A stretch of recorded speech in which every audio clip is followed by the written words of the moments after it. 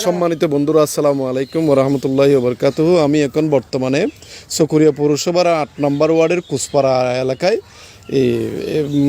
ইয়ান কি ফাড়া ধরে দে আচ্ছা কুসপাড়া ৮ নম্বর কুসপাড়া ৮ নম্বর ওয়ার্ডের এই লিয়াজু খানমের এই কাছে এসেছি। মানে শহীদ ভাইয়ের শহীদুল ইসলাম শহীদ ভাইয়ের ইয়াতে দেখি উনি আমি হ্যাঁ ওনার নাম কি লিয়াজুন নাহার। ওর তো ফোন চেন আছে না ফোন গো নাই মাই ফোন ফোন হয় অনর তিন্ন মাইয়া মাইয়াও হড়িয়া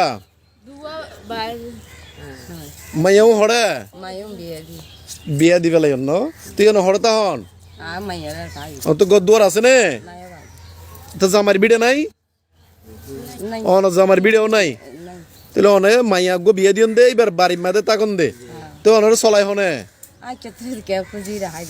আচ্ছা জামাই ঘর তা হিয়ে না যা পারন তা হনে হতারে অন তো ব্রেনের সমস্যা আছে নাকি কি সমস্যা আছে দে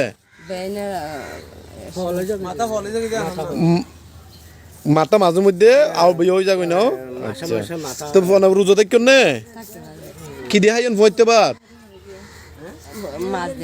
কি মাছ ফাঙ্গাস মাছ আর কিছু না হন আচ্ছা তো অনেক এলাকাবাসী মেয়রে যে কমিনার তমিনারে বা এলাকাবাসী তারা কিছু দিয়ে নে ন দে ন এই যে 10 কেজি ধরে চল দিয়ে দে হাইলা পরে ন ফোন আচ্ছা তো অনার নাম হয়ে দে লিয়াজু বেগম। আমার স্বামীর নাম কি আলী আহমদ। ওষুধ তো শুধু টিয়া হড় ভালো নে হাস গরিত পারেন নে মাইকা জামাই শুধু কুদি হাজিল দে তাহলে তিন মাইয়া উগ্র ছেলে জিবে আছে এবার 7 কিনে গিয়ে আচ্ছা জামাই মরে গিয়ে তো কতদিন হইয়া আনুমানিক কতদিন হইয়া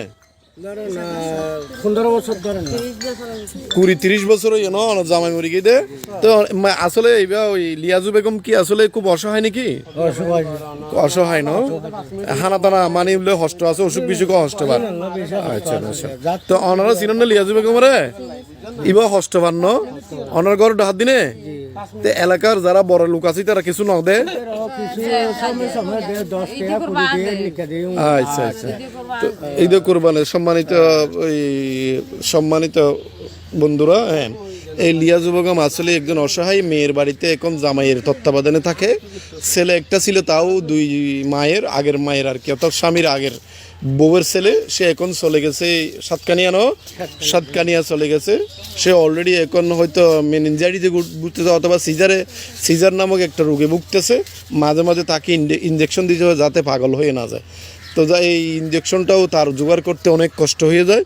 তো আপনারা হ্যাঁ সম্মানিত বন্ধুরা, মহান আল্লাহ পবিত্র কোরআনে অনেকবার বলেছেন যে এরকম অসহায় মায়ের প্রতি যাতে কোনো ধরনের মা বাবার প্রতি যারা শব্দটাও না করে এরকমভাবে যেন মা বাবাকে চালানো হয়। কিন্তু আমরা আজকাল তো কোরআনের বা হাদিসের শিক্ষা থেকে অনেক দূরে সরে যাচ্ছি, যার কারণে এই অসহায় মা বাপগুলো অনেক কষ্ট পায় খাদ্যে অসুখে বিসুখে এই যে চাল চলনে অনেক কষ্ট পায়। আপনারা যারা মানবতার প্রতি যারা আছেন মায়ের প্রতি অবক্ত, হ্যাঁ আমি অনুরোধ করতেছি অনেক তো মোবাইল নম্বর আছে না মোবাইল নম্বর আছে না জানুন না আচ্ছা সম্মানিত আমি মোবাইল নম্বর দিচ্ছি। আপনাদের যদি কারো ইচ্ছে হয় এই নম্বরে যোগাযোগ করে আপনারা যে কোনো সাহায্য সহযোগিতা করতে পারবেন। কারণ এটা দুনিয়াতে না হলেও আমরা আখিরাতে পাবেন। আমি বারবার বলি সূরা বাকারার 3 নম্বর আয়াতে মহান আল্লাহ বলেছেন আমি যা রিজিক দিয়েছি তা থেকে তোমরা দান করো ব্যয় করো, এটা আল্লাহর নির্দেশ। এবং সূরা বাকারার 261 নম্বর আয়াতে আল্লাহ অলরেডি বলে দিয়েছেন যে তোমরা যা দান করবে তা 7 থেকে 700 গুণ সওয়াব বৃদ্ধি করা হবে অথবা আয় রোজগার বৃদ্ধি করে দেওয়া হবে। এই নম্বর গো হন চাই হ্যাঁ 018 65 39 517।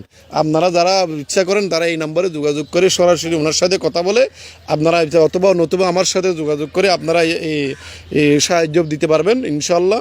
এই লিয়াজু বেগমের প্রতি আমরা মা বাবা ফাউন্ডেশন 2-1 দিনের মধ্যে যা পারে ইনশাল্লাহ পৌঁছে দেবো। এই 2-1 দিনের মধ্যে আমাদের সাথে যোগাযোগ করলেও করতে পারেন। সবাই ভালো এই লিয়াজু বেগমের জন্য দোয়া করবেন। সবাই ভালো থাকবেন। আমার মা বাবা ফাউন্ডেশনের প্রতি একটু লক্ষ্য রাখবেন।